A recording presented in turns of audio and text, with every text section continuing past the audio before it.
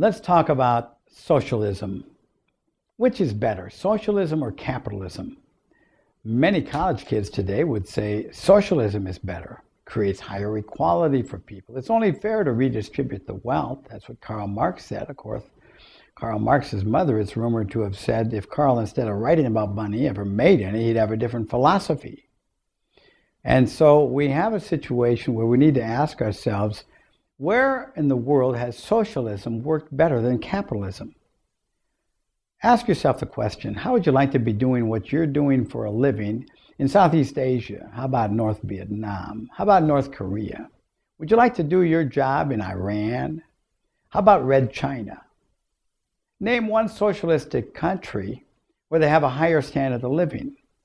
Are there any socialistic countries where they have more freedom, more prosperity?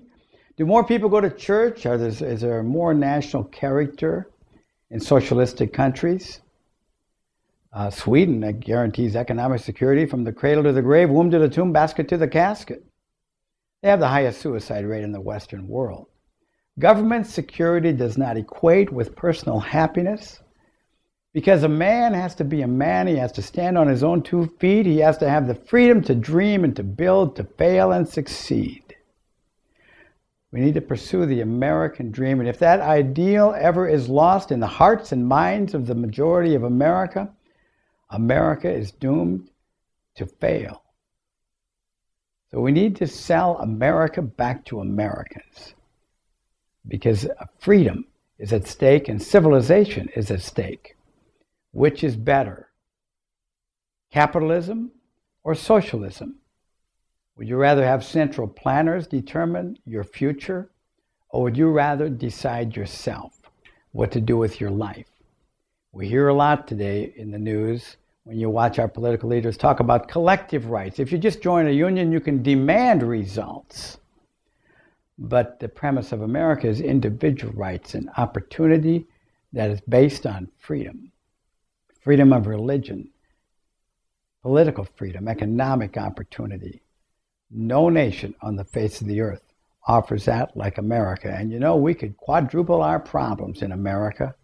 We are still the greatest country in the world, because there's no place to go if we fail. And so all that's necessary for evil to triumph is for enough good people to do nothing. To do nothing, said Edmund Burke.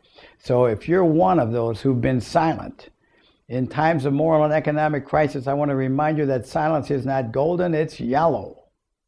It's time to get out of the grandstand, get into the ball game, and fight for freedom, because if enough people do, history will always be determined by dedicated minorities. Winston Churchill said, if you will not fight for your rights when you can win without bloodshed, if you will not fight when victory can be sure and not too costly, you will come to the moment where you will have to fight with all the odds against you and only a precarious chance of survival. And so freedom is at stake, civilization's at stake, and that's something to think about.